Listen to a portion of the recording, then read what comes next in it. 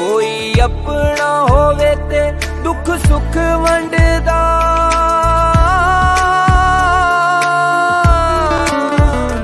कोई अपना होवे ते दुख सुख वंडदा, किसे गैर ते करिए की मान सजना।